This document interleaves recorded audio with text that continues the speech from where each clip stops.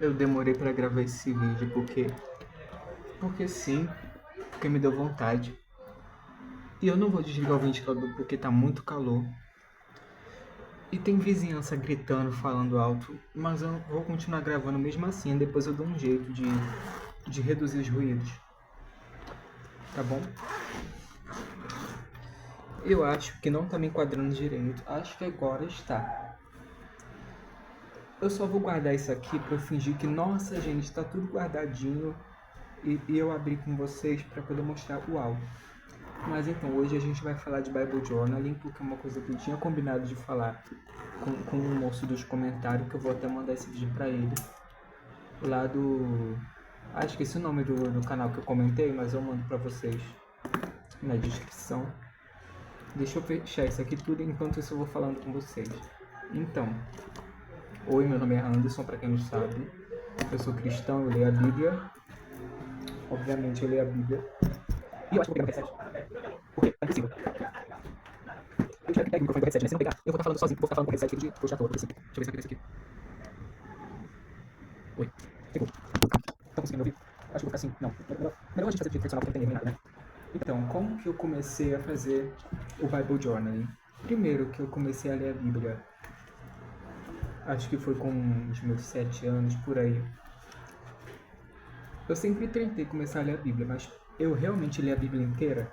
Eu levei 5 anos e eu comprei uma Bíblia NVT, aquela da capa do leão branco, certo? E eu fazia marcações nessa Bíblia, mas como eu não tinha muita capacidade de interpretação de texto, porque eu era uma criança, e também eu não tinha muita mentalidade naquele tempo, eu não fazia uma leitura realmente proveitosa. Mas eu já começava com essa coisa de querer marcar, de querer escrever na Bíblia, de colar post-it. Isso é uma coisa muito boa que eu fui agregando na minha vida. E para eu conseguir lapidar um pouco esse método meu até agora, eu sofri umas pancadas assim, mas foram pouca coisa. Porque quando a gente marca, a gente não lembra o que foi que a gente marcou, por que a gente marcou. E eu ficava pensando, por que eu marquei isso? Eu não lembro de nada. E às vezes tinha umas anotações curtas que eu não conseguia entender o que as anotações estavam dizendo também. E não era algo proveitoso para mim.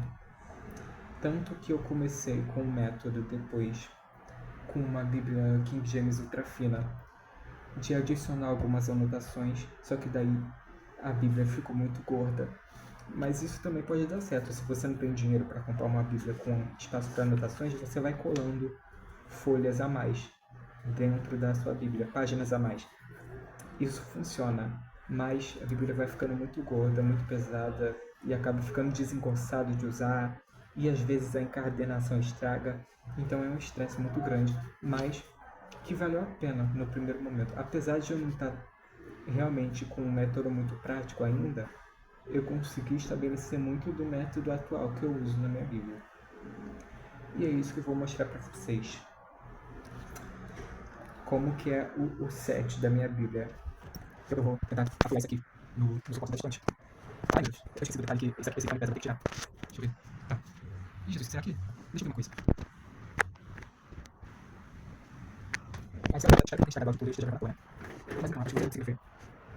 Essa capa eu comprei... Onde foi que eu comprei essa capa? Eu comprei ela na Shopee. Ela foi R$25, se eu tiver o link dela eu mando pra vocês, porque ela é muito boa. Ela tem esse bolso aqui que eu guardo os materiais.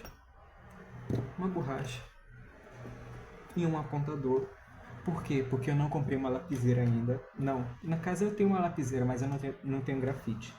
Porque se eu tivesse grafite eu levaria só a lapiseira e a borracha, certo? O lápis. Ai meu Deus, cadê esse lápis? Lápis. Esse marca-texto eu quase não uso, mas ele não passa para outro lado.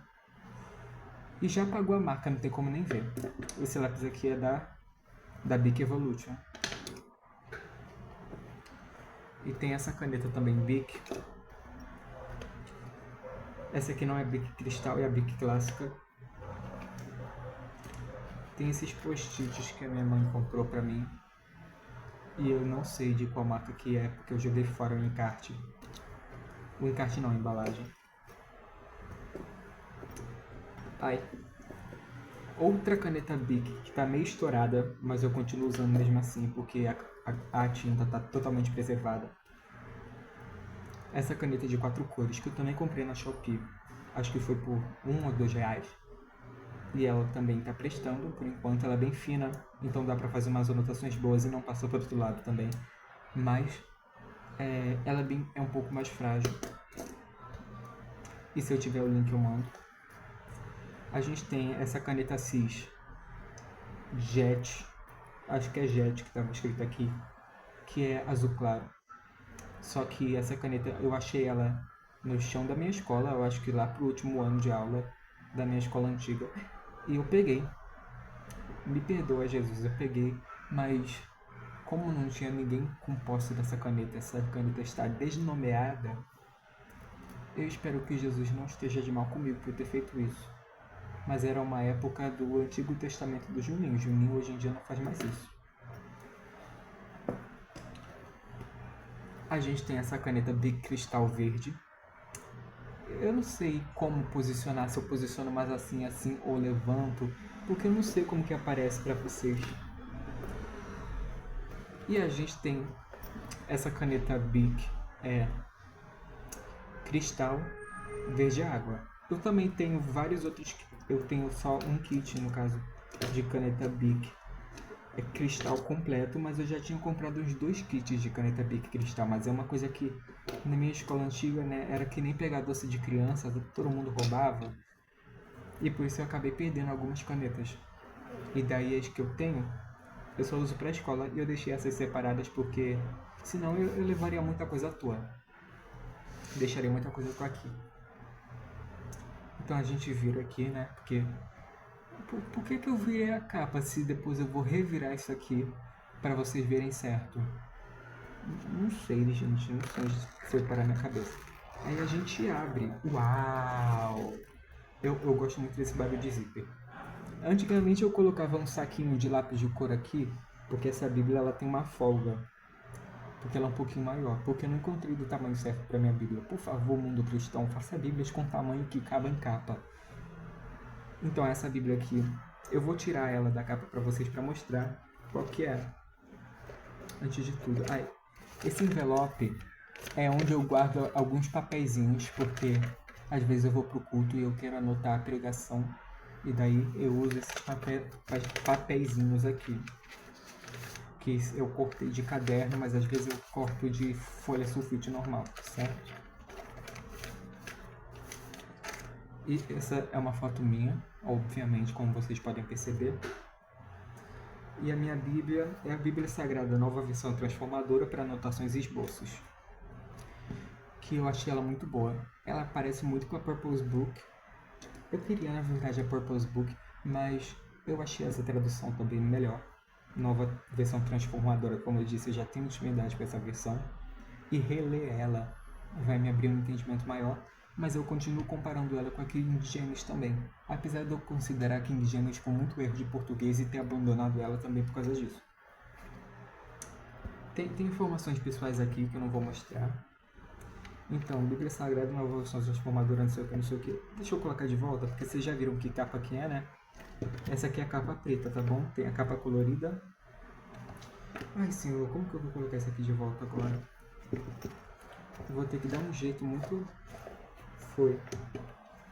Amém, aleluia. Glória a Deus. Foi, deixa eu ver se... Foi. Deixa eu posicionar bem centralizadinho aqui. Se bem que... é a câmera de cima, né? Então, tem que ser um pouquinho mais pra cá. Ou não, ou pra cá. Tá. Aí, como eu disse, informações pessoais aqui. No caso de eu perder a Bíblia, então eu vou passar essa página. E a gente tem aqui o sumário, que eu colori ele de acordo com os grupos de livros. E coloquei um título porque sim. Essa aqui é a página de teste. E aqui eu coloquei algumas anotações sobre a formação do cânon bíblico. Isso aqui é completamente desnecessário, é só um material de consulta, caso eu precise em algum momento. E o vizinho começou a gritar de novo. Maravilhoso, gente, eu amo esse vizinho. Tô doido pra me mudar daqui, na verdade. Então a gente tem a introdução da nova versão transformadora, aquele negócio que sempre vem na Bíblia. E sempre na abertura do Testamento tem essas pautas aqui que eu coloco um pouco de como foi canonizado esses textos, né? Como eles foram escritos e tal. E aqui eu coloco um material de consulta envolvendo o Testamento. Aqui, como o Antigo Testamento, eu coloquei aqui a planta do tabernáculo do Templo de Salomão, alguns costumes judaicos, o calendário judaico, os 613 mandamentos. Eu não escrevi os 613 mandamentos, tá? Eu fiz um resumo aqui dos 613 mandamentos que se encontram na Torá. E a gente abre aqui Gênesis. O que eu fiz na abertura de cada livro? Eu coloquei o título e quando tinha algum espaço para introdução, eu colocava a introdução em cima. No caso, eu colocava a introdução em cima quando não tinha espaço. Mas, como vocês podem ver, aqui em Levítico não, foi em Números, aqui tem um espaço em branco no final do livro. Então eu usei esse espaço em branco para fazer a introdução do próximo livro, certo? Mas então, vou explicar para vocês. Eu não sei se dá para vocês verem daí. Eu vou tentar puxar a câmera para vocês verem. Então, ai, céus. Deixa eu ligar essa lanterna, tá? Foi. Então, como vocês podem ver, eu fico marcando e colocando esses números. E esses números só ficam em termos que se repetem. Então, por exemplo, Deus, Deus, Deus, Deus, está tudo marcado com 4. Aí a gente vai aqui na parte da lateral com espaço para anotação. Aqui no 4 está escrito Elohim. Por quê? Porque isso é importante para a compreensão do texto e é um termo que se repete muito. Então eu uso isso em partes que se repetem muito. E aqui no começo de Gênesis tem muita coisa que se repete muito, como o plural majéstico, essas coisas assim. Certo? Isso ficou acontecendo por um bom tempo, mas teve uma outra hora que a narrativa deixou de ser repetitiva, apesar de eu gostar muito dessa narrativa que tem termos repetitivos, porque é uma coisa muito interessante. Aí a gente entra aqui numa parte que eu comecei a puxar setas. Eu sublinho um texto que carece de uma informação e eu puxo uma seta para esse texto, ou eu faço uma chave no parágrafo ou no versículo que eu quero fazer uma explicação. Certo? E aqui eu usava o color code, mas eu também uso os símbolos, o uso de símbolos, porque os símbolos eles me ajudam no caso de eu não ter um lápis de cor, ou de eu não querer usar lápis de cor, que é o que vocês vão ver que aconteceu, e eu continuar marcando. E aqui está o código de marcação. Cada área que está aqui é uma área da teologia. Por quê? Porque se eu fizer uma coisa sobre promessas, bênção, não sei o quê, é uma coisa muito branda, que não dá para marcar exatamente do que o texto está falando. Então eu tento colocar nos textos áreas da teologia que eles sejam aplicáveis. Por quê? Por exemplo, ética. O que é um texto de ética? Podem ser os mandamentos, podem ser o exemplo de uma pessoa da Bíblia. A martiologia, o que é a martiologia? É o pecado. Então, eu posso estar colocando coisas sobre consequências do pecado, sobre a queda de Adão e Eva, por aí vai. Contexto histórico, às vezes é quando é uma coisa importante para a época, mas que a gente não usa hoje em dia. Angeologia, anjos, bibliologia é aquilo que fala sobre a importância da Bíblia, das Escrituras, né? E eu acabei desapontando a câmera porque eu estou falando sem olhar para a câmera, para ver se está enquadrado certo. Demonologia, a mesma coisa, por aí vai. Se vocês quiserem usar isso aqui, eu deixo vocês usarem, tá liberado. E eu recomendo muito esse método porque eu acabei compartimentalizando a Bíblia em questões da doutrina sistemática, né? Então, é uma forma muito boa, mas isso eu tento não colocar o texto em caixinhas, porque às vezes o texto está tratando de mais de um tema. e existem temas que são muito brandos, que não tem uma especificação muito grande, certo? Então aqui, Êxodo eu também fiz isso, né, de colocar uma introduçãozinha bem rápida, que eu uso de consulta a Bíblia King James com o Estudo Roman. Eu não tenho gostado muito da tradução em si da King James porque ela tem muitos erros e nas notas do Estudo Roman também tem muitos erros. Por exemplo, endemoninhado. Eu vi isso, acabei de ler isso hoje. Endemoninhado. É um erro de português assim muito triste. Às vezes eu coloco uns títulos assim para no caso de eu estar folheando a Bíblia, nossa, olha essa passagem, como é incrível. Apesar de eu ter uma concordância temática que eu vou mostrar para vocês. E eu gosto muito dessa Bíblia porque ela tem as epígrafes que ajudam muito a me achar também no meio do texto. E todas essas anotações que eu faço é pensando na minha próxima leitura. É pensando naquilo que eu posso ler da próxima vez e isso me abriu o entendimento do texto. Porque se a gente escreve um negócio qualquer, muito brando, 3 palavras desconexas, não vai fazer sentido. A gente vai ficar sem entender o que foi que a gente escreveu, a gente vai esquecer completamente. Isso aqui basicamente são comentários bíblicos meus, que eu uso um pouco da ajuda do Roman, mas às vezes tem uma coisa que carece no Roman, aí eu vou para a Bíblia da mulher, que era da minha mãe, que ela não usa mais, então tá aqui no meu quarto e às vezes eu consulto, ou eu vou para alguma outra coisa, às vezes eu vou para dificilmente eu vou para interlinear bíblico, porque eu não domino muito essas coisas de grego e hebraico, mas eu gosto também para poder me entender mais com o texto, né?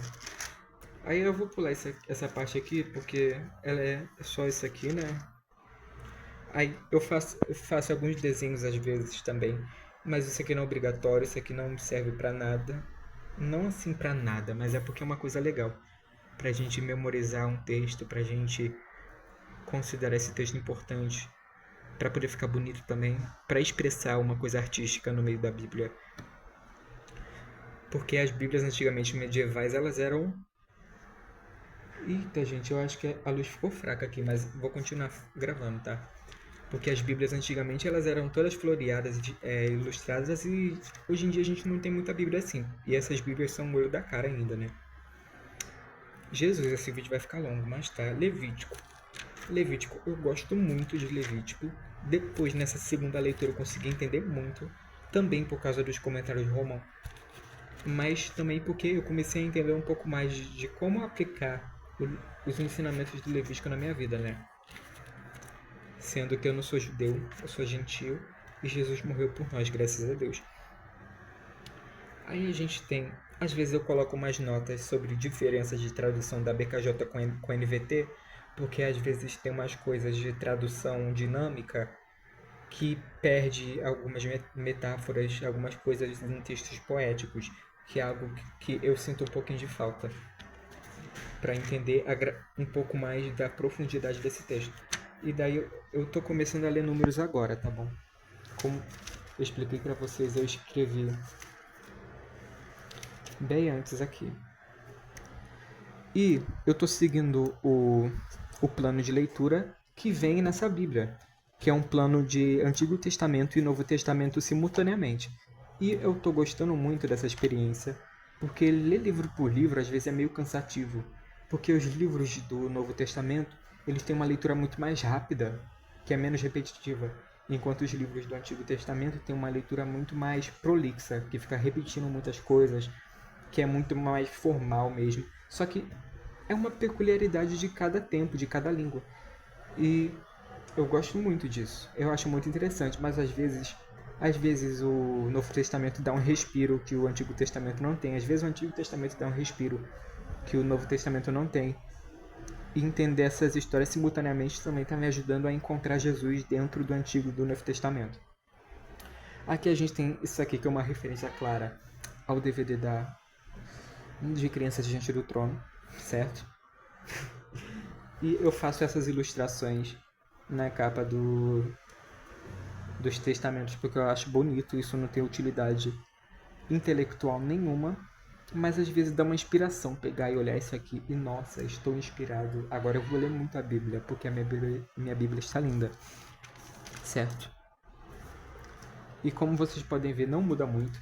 Essa caneta da Compactor eu não recomendo ela para vocês, principalmente a vermelha, porque ela passa pro outro lado, vocês estão vendo? Depois de um tempo, ela parece que não vai passar, mas ela passa. E isso me frustrou muito. Porque eu não fiz teste de cores nessa caneta. Na verdade eu fiz, mas eu não esperei secar para ver qual que seria o resultado. Então sempre que vocês fizerem testes de caneta na folha de vocês, vocês esperem secar para ver se vai passar para o outro lado mesmo ou não. Como vocês podem ver, Marcos, eu fiz a mesma coisa da introdução e eu adicionei esse título aqui, o Evangelho segundo Marcos, porque eu achei bonito, porque NVT tem esses títulos muito curtos e eu particularmente não gosto, eu acho mais estético ter esses títulos longos e me ajudam a entender melhor o livro em si, certo? E não muda muita coisa, também eu estou começando a ler Marcos agora, e é uma leitura muito boa. A NVT ela é muito boa para leitura em si, para devocional, para leitura comunitária com várias pessoas, para leitura individual. Mas às vezes eu recomendo também um auxílio de uma Bíblia mais formal, por gosto mesmo. Mas essa Bíblia ela não fala em nada, ela tem um rodapé aqui, esses rodapés que ajudam a gente a entender a tradução, as diferenças de tradução e por aí vai. E esse plano de leitura acontece da seguinte forma: geralmente são 2 a 3 capítulos do Antigo Testamento e um capítulo ou meio capítulo do Novo Testamento. E tem valido muito a pena.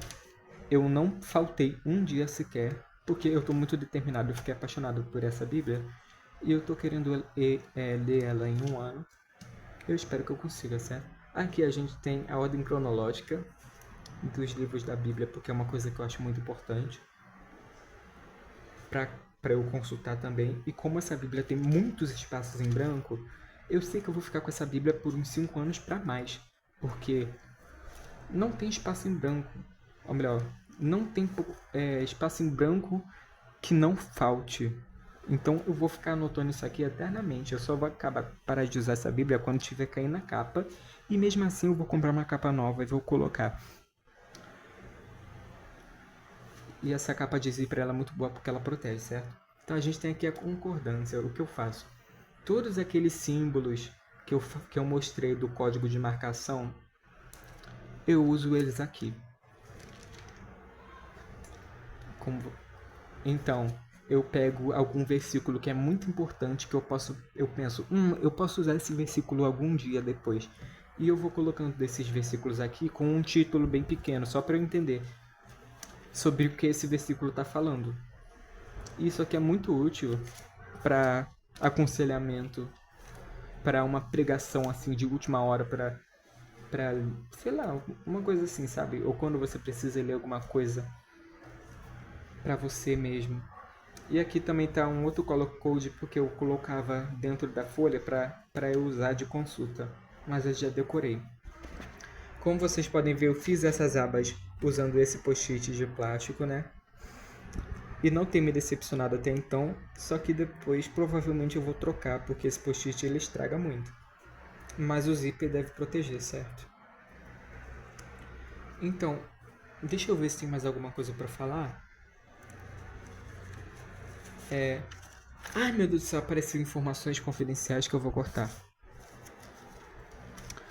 Mas então, eu gosto muito do método de Bible Journaling, porque ele me ajuda a ter a Bíblia e um comentário bíblico juntos na mesma coisa.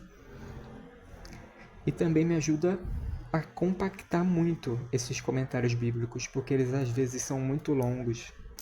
E tem coisas que eu não considero importantes, e daí eu consigo juntar tudo num lugar só aqui. E eu espero que essa Bíblia ela fique com a minha história, porque a cada vez que eu vou relendo esses textos, eu vou anotar uma coisa nova. Isso é muito bom, porque a gente vai percebendo que a palavra se renova, que a nossa teologia ela se renova e se amadurece. Uma forma de revisar e de reaprender muito. E também, se você preferir escrever em um caderno separado, tudo bem. Mas eu acredito que é uma coisa que pra mim é pouco prática, porque um caderno eu tenho que carregar um peso a mais e eu gosto muito de anotar, como vocês podem ver, certo? Como vocês podem ver, eu gosto muito de anotar. Mas, gente, marcar a Bíblia não é pecado, tá? Marcar a Bíblia não é uma coisa errada. Deixa eu ver se tem como eu virar a câmera. Não tem. Tem não. Mas tá, marcar a Bíblia não é algo errado. Não tem problema nenhum você marcar a Bíblia. E marquem. Se você achar que vale a pena você marcar a Bíblia, marque. Ah, tem outra coisa que eu preciso explicar pra vocês. Quando o tema está em apenas um trecho do parágrafo, eu não marco nessa parte interna da margem o símbolo. Eu sublinho essa parte do parágrafo e ponho o símbolo.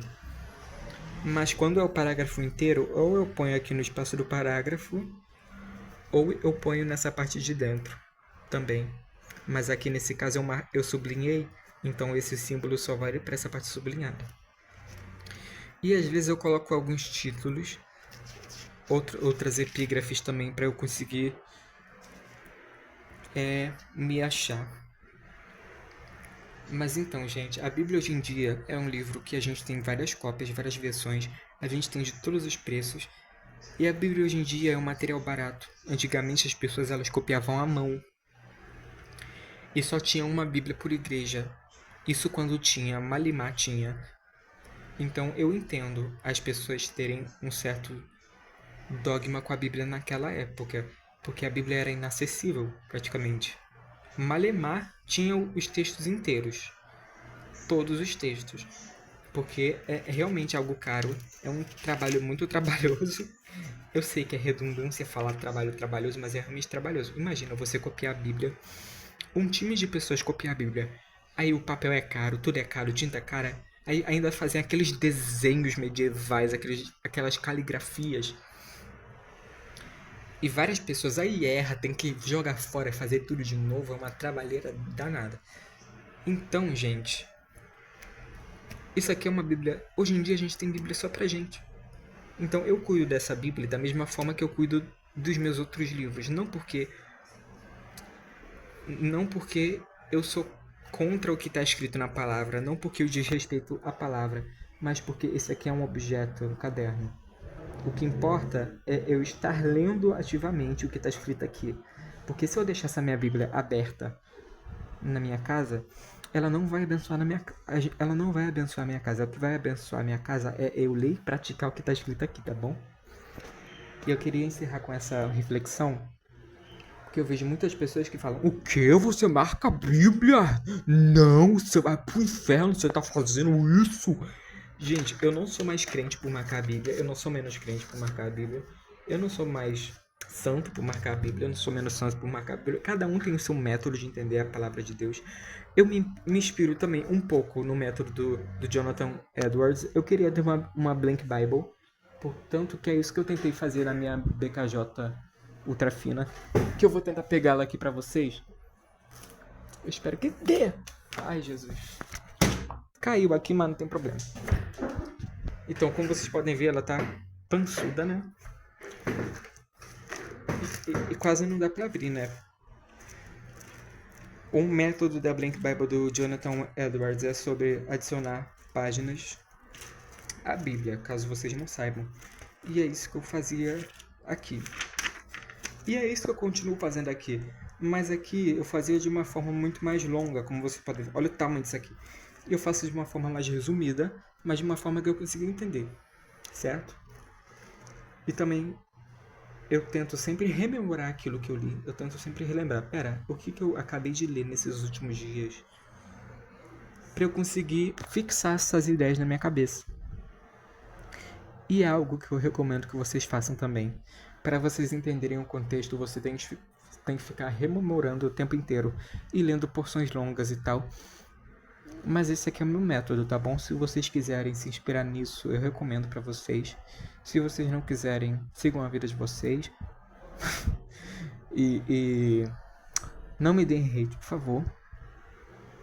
Porque o meu intuito com esse vídeo é ajudar vocês a terem uma leitura agradável da Bíblia. Olha isso aqui, gente. Olha que perfeição. Essa planta inteira que eu fiz aqui do templo de Ezequiel. Mas então, isso aqui é muito importante para minha formação teológica, porque eu consegui aprender e entender muitas coisas que antigamente eu não entendia. Mas eu entendo quem não pratica Bible Journaling, quem é contra, mas seja contra para si. Nunca obrigue as pessoas a não fazer Bible Journaling. Por exemplo, uma outra coisa, eu não colo muitos post-its porque eu acho que isso deixa uma poluição imensa dentro do texto, porque você tem que ficar descolando para ler, e é uma coisa que depois, quando eu for reler, não vai ser útil. Então, pense, se você quiser ter essa Bíblia pelo resto da vida ou por muito tempo, pense nas releituras, quando vai fazer uma anotação, uma marcação, que é isso que eu tento fazer.